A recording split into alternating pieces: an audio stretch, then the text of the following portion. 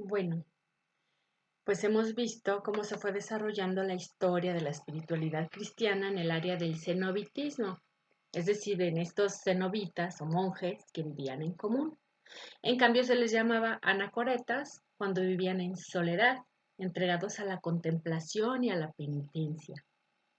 Estos textos que hemos visto de algunos autores de la antigüedad, como Palladio, con su historia lausiaca, San Juan Casiano, con sus instituciones cenobíticas o las colaciones, pues son algunos de los tantos autores que recopilaron las experiencias de la vida monacal y que han sido de considerable ayuda para el florecimiento de la Iglesia. Hay más místicos como San Basilio el Grande, San Juan Crisóstomo, con el que San Juan Casiano convivió, San Jerónimo, que también llevó vida monacal, San León Magno, que fue primero monje y luego ya lo hicieron papa. Pues estamos hablando de los finales del siglo III y todo el siglo IV, donde comienza pues a ser impresionante este jardín, como ellos le llamaban, básicamente en la zona de Egipto, en los alrededores de Jerusalén, en Belén y por supuesto en las zonas desérticas. Y estas vivencias del monacato pues no surgieron de la noche a la mañana.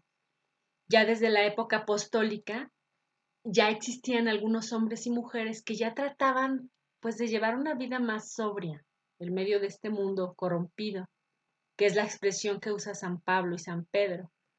Entonces el eje central de esa vida era básicamente el combate espiritual. Esta expresión pues es un término clásico desde los inicios del cristianismo. San Pablo va a utilizar estas expresiones como revestirse de la armadura de Dios, toma del yelmo, la coraza, el escudo, la lanza, la espada. Entonces el combate espiritual básicamente es contra los vicios y contra el demonio. Los vicios son los que nosotros vamos a llamar los pecados capitales. La terminología pues fue variando, porque por ejemplo en la mayoría de los textos antiguos se van a encontrar listas de 8 pecados capitales y los nombres de estos vicios con el paso del tiempo pues también han ido variando, pero ya las listas catequéticas pues terminan por fijar los 7 pecados capitales que nosotros conocemos. Entonces, esos vicios van a ser en primer lugar contra los bienes exteriores, es decir, que se refieren al cuerpo, como la gula o glotonería, la lujuria y la avaricia. Es decir, 3 vicios que solo se pueden consumar con algo que viene de fuera. Por eso se les llama externos. Y luego hay otros 2 que se refieren al alma sensible, como son la ira y la pereza. Y es ahí donde aparecería también la asedia, que significaría, es como el octavo pecado capital, que viene siendo como la pereza o flojedad por las cosas divinas, ¿no? Como ese desinterés por las cosas de Dios. Algunos la llamaron tristeza, otros angustia. En cuanto a ira y pereza, por un lado, pues consistiría como en una sobreirritación, que sería la ira. Y por el otro, una total languidez, que sería la pereza, una falta de espíritu, falta de valor o de energía.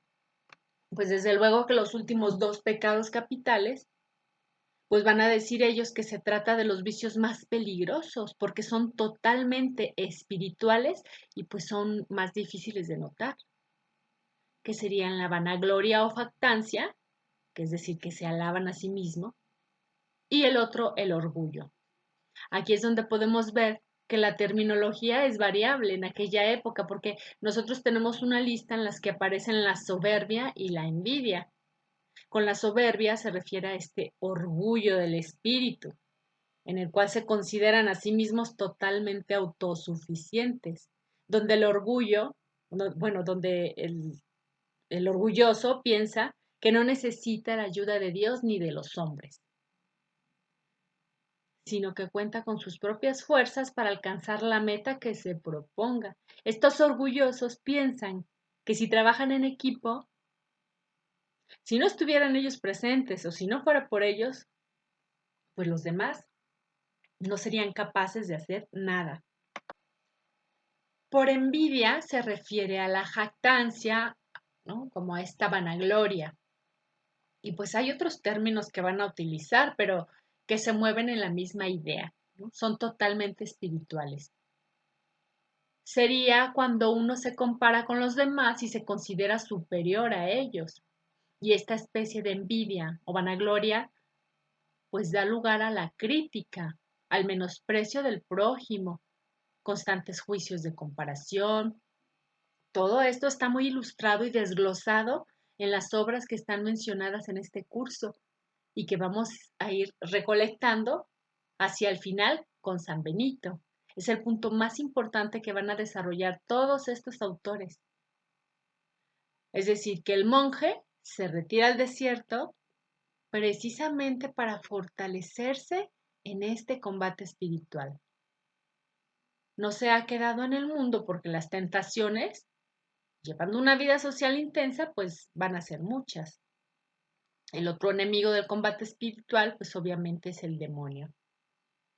Y cuando se leen textos acerca de este tema, aunque por un lado pareciera mero lenguaje figurado, el tono con el que están escritos los textos es para enseñar a los discípulos a reconocer las insidias o intrigas del enemigo, que no son siempre muy fáciles de visualizar o de discernir. Ellos son muy conscientes de que no toda tentación proviene de un agente externo, pero que si nuestro Señor Jesucristo enseñó el combate contra el demonio, pues cómo no iban ellos también a identificarlo así. En muchos pasajes de estos textos que se van transmitiendo de generación en generación a los grandes maestros de la vida espiritual, pues dan indicaciones de cómo luchar y de cómo identificar, de cómo discernir la presencia del diablo en la vida espiritual. Lo que uno alcanza a deducir después de leerlos con atención es que todos estos autores como que empiezan a conocer las costumbres del diablo, ¿no? De cómo se comporta y van conociendo sus mañas. Entonces, ¿cuáles son las armas con las que se combate? Están al principio de toda espiritualidad cristiana. Lo hemos escuchado, la oración, el ayuno, y en la que no ponemos tanto énfasis, pues sería el trabajo. La oración es la primera obligación, desde luego, y vamos a ahondar un poco más. El ayuno se entiende como una disciplina sobre uno mismo. A pesar de las grandes mortificaciones que se hagan, lo fundamental y más importante en todo esto sería la caridad. Y la medida viene dada por lo que ellos llaman la discreción. Y como la palabra discreción ha cambiado de significado a través de los siglos, muchas veces ya se ha preferido hoy en día usar la palabra prudencia, lo cual se aprende por la tradición de los grandes maestros. Van a ser muy insistentes. ¿Y cuántos no se perdieron en este camino por querer dirigirse a sí mismos, ¿no? Por no obedecer? Y finalmente, el trabajo. Pues el trabajo consistía en lo físico, en cultivar la tierra, producir sus propios productos, ir al campo. En el desierto había como una especie de palma o pasto muy largo y con ellos tejían cestas de mimbre.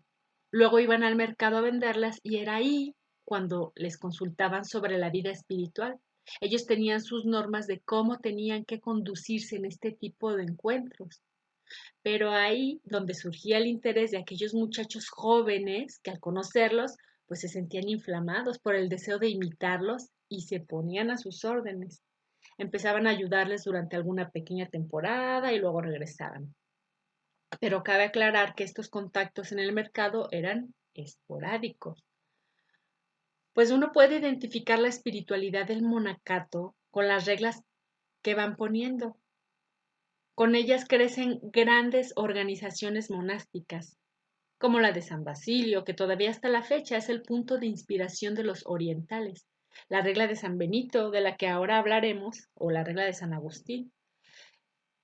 Pero dejando esto un poquito de lado, pues vamos a hacer alusión a la espiritualidad cristiana de los primeros tiempos, que no deja de nutrir e influir en el crecimiento y configuración del ideal de la vida cristiana. Ya desde los primeros tiempos, San Pablo va a mencionar ese elogio a la virginidad. Aparece constantemente en la predicación de San Pablo. Hay testimonios desde un principio que ya luego van a aparecer estas vírgenes consagradas, mujeres célibes que siguen viviendo en sus casas, que no abandonan a sus familias, lo cual para la mentalidad pagana pues era muy raro porque a los 13 o 14 años ya vimos que estaban ya comprometidas. Eso fue durante siglos, aunque bueno, ya la inteligencia del hombre, igual que hoy en día, comienza a verse influenciada con obras como la de Shakespeare, cuando aparece la obra de Romeo y Julieta, cuando dicen muchas jovencitas de todas ya están casadas. Entonces, ¿cómo es posible que no aceptes a quien te proponemos? Mientras que Julieta, con sus arranques de adolescentes, quería irse con Romeo. Y bueno, es ahí donde el mundo vislumbra entonces otra posibilidad. Y para nuestro tiempo estará bien elegir estado, como después lo va a expresar y a defender Santo Tomás de Aquino, pero es necesario situarse en el contexto y no confundir la idea. Como en las películas de hoy, donde tratando de respetar los derechos de los homosexuales como personas, pues se confunde la idea de que otra posibilidad es la homosexualidad, el narcotráfico o el asesinato. Eso de arreglar los matrimonios, pues va a ser una creencia en la sociedad durante muchos siglos. Podemos pensar todavía en el siglo XVIII. San Francisco de Sales, por ejemplo, casa a su hermano con la hija de Santa Juana Francisca de Chantal, el hermano de 30 años y ella de 12. Los comprometen a esa edad y se casan cuando ella tiene 15 años más o menos. Había vírgenes consagradas. San Pablo dice, aunque también después los padres apostólicos van a decir que no se les permita consagrarse a las demasiado jóvenes hasta que no tuvieran la madurez. Se consideraba pues la virginidad un don precioso, un elogio, el tener en casa la promesa de una virgen consagrada. Y les van dando indicaciones de cómo comportarse fuera de sus casas para protegerlas, como por ejemplo que no tengan muchas salidas, que sean poco frecuentes las visitas, para cuidarlas de las ocasiones. El Papa Liberio va a decir que cuando tienen reuniones familiares obligatorias, se fomentan las risas donde se da pie a la charlatanería.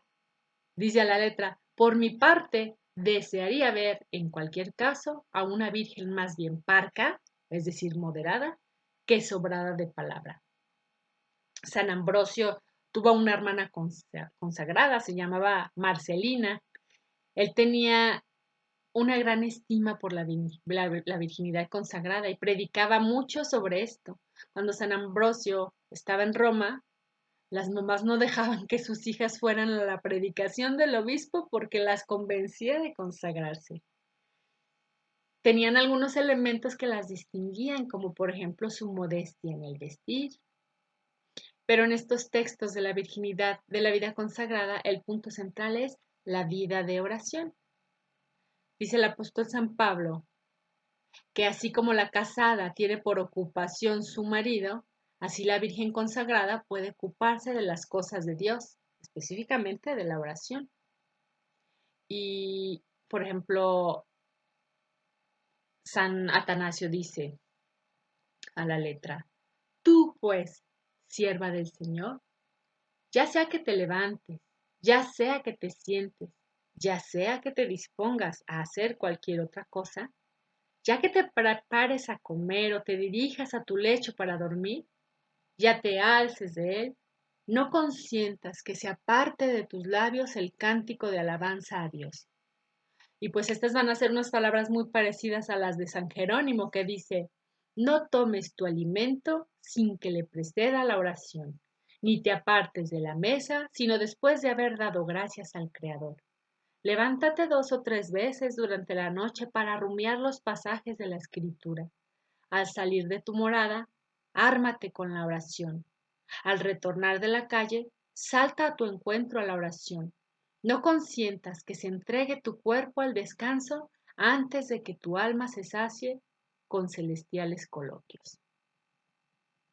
Bueno, pues todas estas mujeres llevaban una vida similar, que luego se pedía también para las viudas, que luego era muy frecuentes por la diferencia de edades que tenían con los esposos. Las viudas podían dedicarse a las obras de misericordia como la visita a los enfermos, y pues ellas podían tener acceso a otras mujeres para evangelizarlas, puesto que en aquel tiempo pues los espacios entre ellas estaban más separados, como los harenes, los centros de las siervas, el de los esclavos. De ahí la insistencia de que llevaran una vida muy casta y pura para que el Evangelio de Cristo no fuera luego despreciado. Ya cuando pasó el tiempo y estas mujeres comenzaron a vivir en comunidad, pues de ahí hay un salto y comienza la vida religiosa, donde poco a poco pues comenzaron a desaparecer las vírgenes consagradas con este perfil, en donde vivían en sus casas independientes. En el Concilio Vaticano II, pues ya se fue restaurando el orden de las vírgenes muy antiguas, nunca desapareció del todo. De hecho, hace 2, 3 años, eh, en la arquidiócesis de Tlalnepantla había 6 vírgenes consagradas todavía.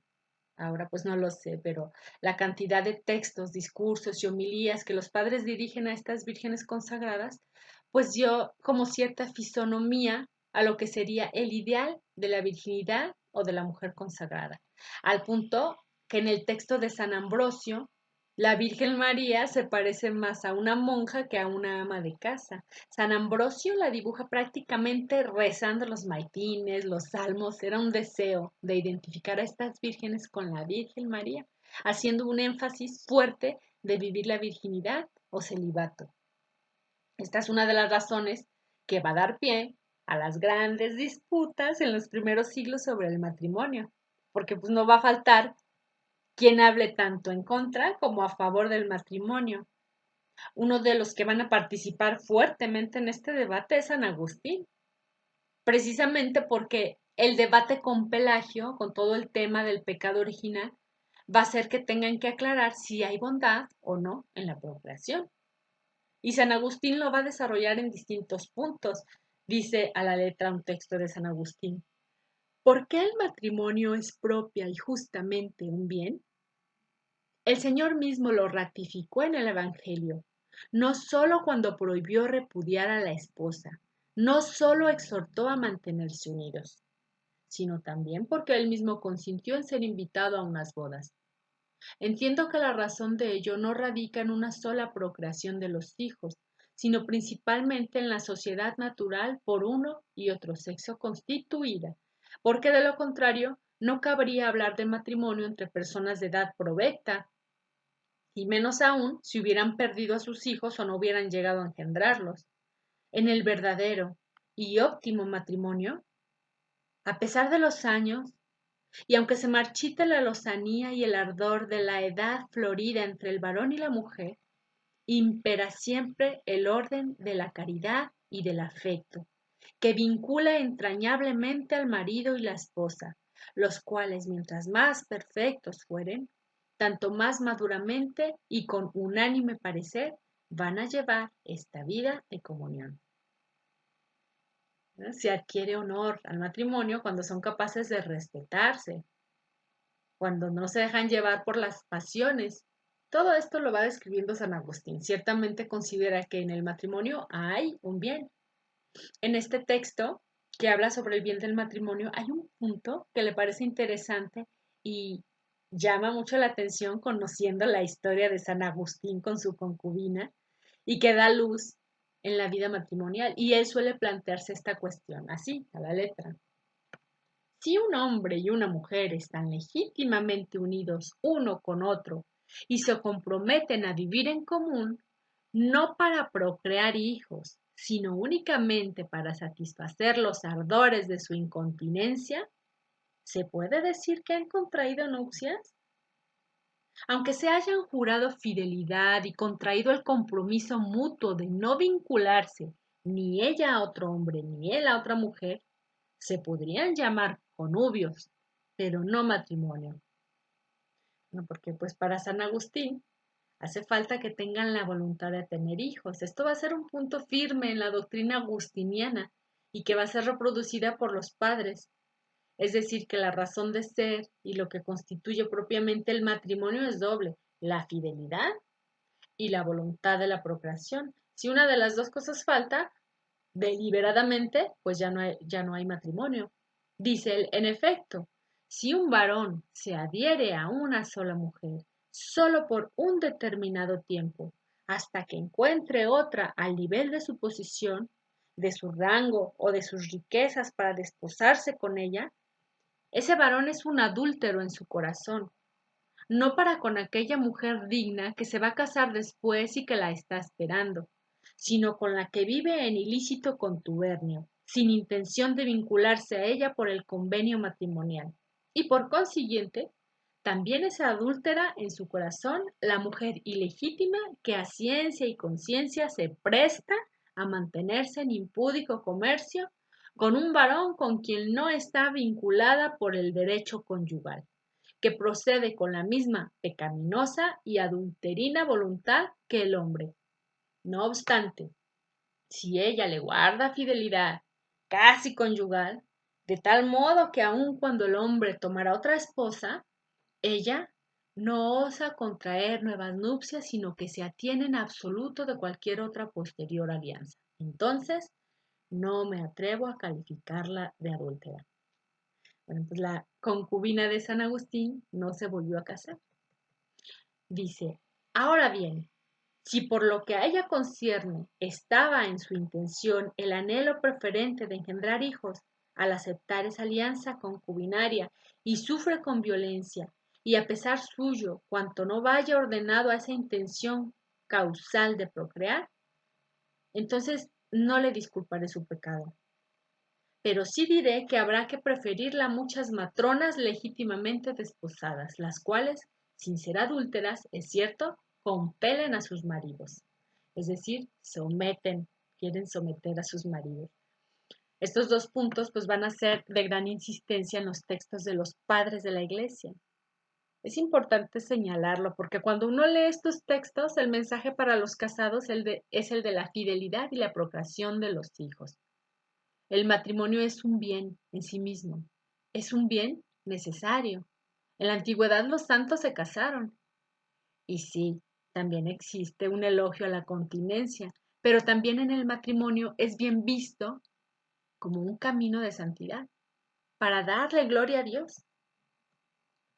San Ignacio de Antioquía escribe, no se casen sin el consentimiento del obispo. Esto es en el siglo segundo.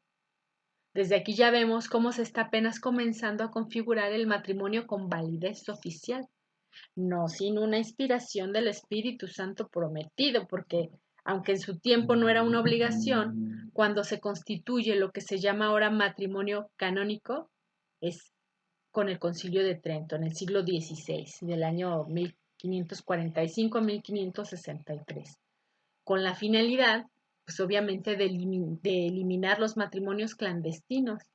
Y les llamaban así no porque nadie se enterara, sino porque los hacían sin todo el compromiso ni conciencia de lo que estaban haciendo. Y pues entonces se disolvían fácilmente por no darle la importancia que Jesús le daba.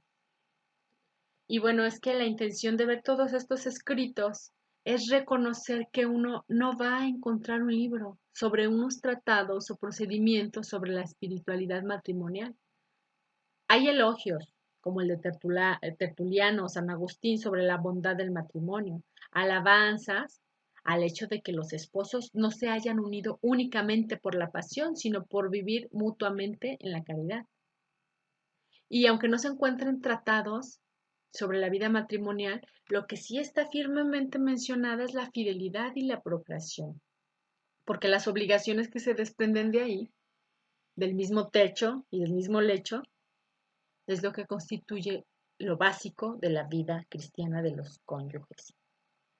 Los tratados que sí vamos a encontrar ampliamente con respecto a los monjes, como por ejemplo, que se van a levantar todos a la misma hora, que van a ayunar tal día, e incluso habrá tiempos específicos de oración, sus capítulos que luego tienen ellos, etcétera. Pero en los matrimonios no se puede legislar la vida y el tiempo de tantas personas con diferentes ocupaciones, con diferente número de hijos, de trabajos, etcétera. Pues son condiciones muy distintas. Tampoco es posible legislar lo que se refiere, por ejemplo, a las vírgenes, que el velo que tenían que usar. Los padres de la iglesia insisten en no dar ocasión con las vigilias, con las oraciones estas que se prolongaban hasta altas horas de la noche, porque se daba pie a la murmuración, porque las mujeres pues iban solas de noche, como las vigilias de la Pascua y otros casos que San Jerónimo nos cuenta en sus escritos. A las casadas, por ejemplo, pues no se les podía decir nada porque no les correspondía más que a sus maridos. Podían decirles a los hombres que fueran fieles y que no fueran borrachos, pero no había un programa con horarios o prohibiciones, cosa que en cambio pues sí encontramos en las distintas reglas y que a pesar de estar escritas y dirigidas a los monjes, uno puede encontrar enseñanzas que se pueden adaptar a las propias circunstancias. Podrían en algunos casos pues darnos útiles, ¿no? Y aquí es donde vamos a hablar de la regla de San Benito, que se llama las buenas obras. El capítulo séptimo de la regla de San Benito lleva el título La humildad.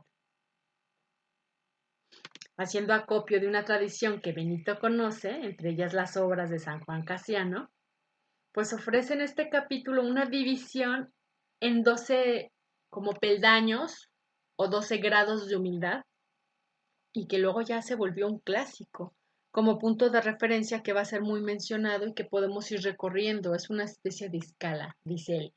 El primer grado de humildad consiste en que uno tenga siempre delante de los ojos el temor de Dios y nunca lo olvide. Pues si no, así como vivir constantemente en la presencia de Dios, como si lo tuviéramos delante, porque así es, así. Uno no puede darse permiso de comportarse como se le dé la gana. San Benito va expresando en qué consiste esto del primer grado de humildad, que es vivir en la presencia de Dios.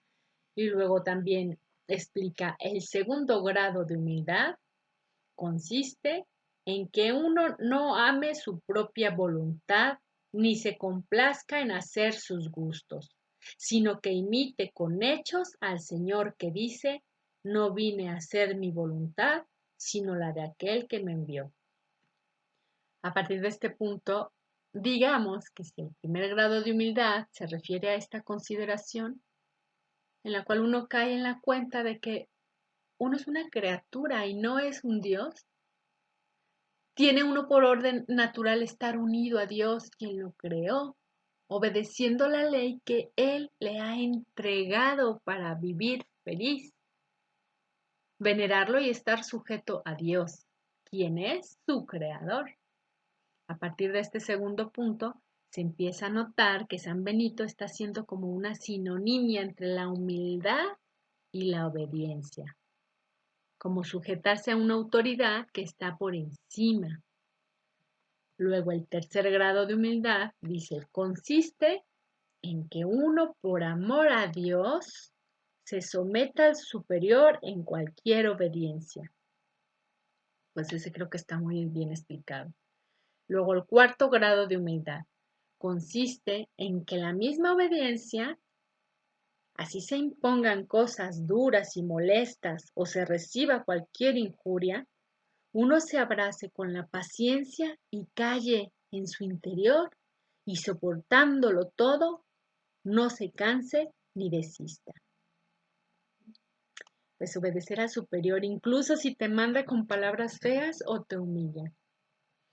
El quinto grado de humildad, dice, consiste en que uno no le oculte uno al abad todos los malos pensamientos que llegan a su corazón y las malas acciones cometidas en secreto, sino que los confiese humildemente.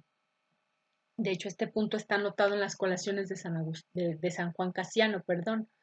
Los padres del desierto pues van a insistir que la única manera de vencer al demonio es por la humildad y que el demonio, para hacernos caer, nos llena de una falsa vergüenza, que en realidad es soberbia, por la cual uno no confiesa los pecados o las faltas que le dan vergüenza y que en el momento en el que uno las confiesa, el demonio queda vencido. Con razón lo dice San Benito, estrellar los pensamientos en Cristo, las tentaciones. Y sí, las tentaciones se vencen al decirlas.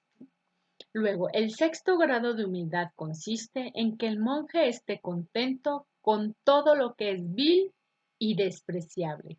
O sea que, a pesar de estos sucesos, conserve la alegría del Señor. Se conserve la alegría de Dios. El séptimo grado de humildad consiste en que uno no solo diga con la lengua que uno es inferior y el más vil de todos, sino que lo crea con el más profundo sentimiento del corazón. El octavo grado de humildad consiste en que el monje no haga nada sino lo que la regla común del monasterio o el ejemplo de los mayores le indica que debe hacer. Pues estas van a ser cosas que están como muy prensadas por el monasterio, porque sería un desorden que un padre de familia pensara que como es muy humilde, pues haga lo que el hijo le diga, ¿no?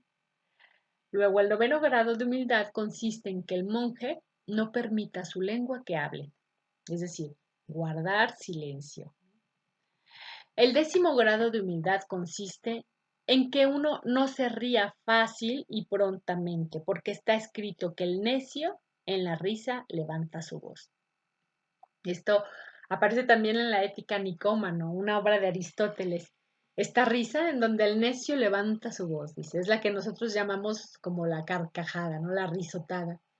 Siempre es falta de virtud reírse escandalosa y ruidosamente. San Juan Crisóstomo, por ejemplo, dice, leo que Jesús lloró, pero no leo que se carcajeó. De hecho, va a ser un tema disputado, ¿no? El asunto de la risa en aquella época. Por ejemplo, otros decían que Jesús tenía sentido del humor, porque cuando hizo como que pasaba a lo largo de los discípulos de Maús, ¿no? Luego dice, el undécimo grado de humildad consiste en que el monje, cuando habla, lo haga con dulzura y sin reír, con humildad y con gravedad, diciendo pocas y juiciosas palabras y sin levantar la voz. El hombre vulgar grita, ¿no? Supuestamente ríe a carcajadas, llama la atención escandalosamente. Esto, pues para San Benito va a decir que es falta de humildad. Y luego el duodécimo grado de humildad, dice, consiste en que el monje no solo tenga humildad en su corazón, o sea, en su interior, sino que la demuestre siempre a cuantos lo vean aún con su propio cuerpo, ¿no? En su porte externo. ¿A qué se refiere con su propio cuerpo?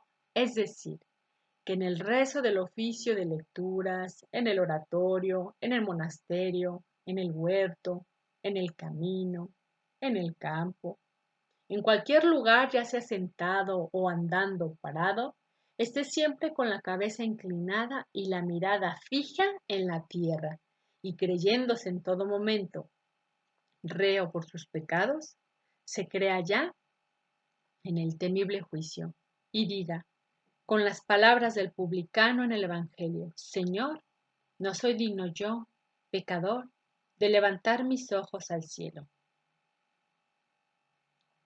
Bueno, pues probablemente algunas cosas de estas en la actualidad podrían estar obsoletas, no se podrían manejar, pero la actitud humilde ante la grandeza de Dios es lo que siempre prevalece. La actitud humilde ante la grandeza de Dios. Ese era el mensaje que San Benito quería dar. San Ignacio de Loyola, por ejemplo, es lo que va a mencionar en su regla para los jesuitas, la mirada baja, que tiene obviamente su contexto en la humildad. Bueno, pues estas reglas de San Benito se refieren a cosas más concretas, como a qué hora se come, a qué hora se reza, cómo se celebra cada uno de los oficios, cómo se castiga a los díscolos o cómo les toca por semana trabajar en la cocina, por ejemplo, o qué se hace con los enfermos, la medida en la bebida o los que llegan tarde. Por ejemplo, hay un pedacito aquí que dice, los que llegaron tarde al terminar hagan penitencia con pública satisfacción. Juzgamos que deben colocarse en el último lugar o aparte, para que al ser vistos por todos, se corrijan al menos por su misma vergüenza. Pero si se quedan fuera del oratorio, habrá alguno, quizá, que se vuelve a acostar y a dormir, o bien se siente afuera y se entretenga charlando, y dé ocasión al maligno. Que entren, pues, para que no lo pierdan todo y en adelante se enmienden. Había, por ejemplo, un monasterio en Europa donde si alguno llegaba tarde, estaban todos comiendo y entonces se tenía que poner de rodillas el medio. Y hasta que el abad no le hacía la seña, no se podía ir a sentar a comer. Ese pues era como un tipo de penitencia pública. Bueno, pues ya hasta aquí con este capítulo podemos ver, ¿no? Cómo el Espíritu Santo, porque es la principal intención, la principal idea, y cómo va el Espíritu Santo moviendo, ¿no? A todas estas personas según las capacidades humanas que tienen, ¿no? Acerca del entendimiento del amor y obviamente en aquellos que le permiten que more en ellos y que son dóciles. Y sus experiencias pues nos hacen tener presente que el combate espiritual es permanente en esta tierra y es especialmente contra los vicios y el demonio. Estos practicantes del Evangelio pues nos ponen de forma más clara estas herramientas como el ayuno, el trabajo, pero que si no estamos bien con el prójimo y si no hay perdón, pues de nada sirven estas prácticas. Y vemos también que hay enseñanzas para todos, hasta para el matrimonio, ¿no? Como la fidelidad, cumplir las responsabilidades de acuerdo a mi identidad. Por ejemplo, no puedo decir que soy misionero si no predico o voy de misiones. No puedo decir que soy madre si no miro por mis hijos. Pero el amor, sin duda alguna, pues es para todos. No hay que cansarnos de pedirle a Dios lo que nadie más puede darnos y que nos hace felices, ¿no? Que es su gracia y es Él mismo.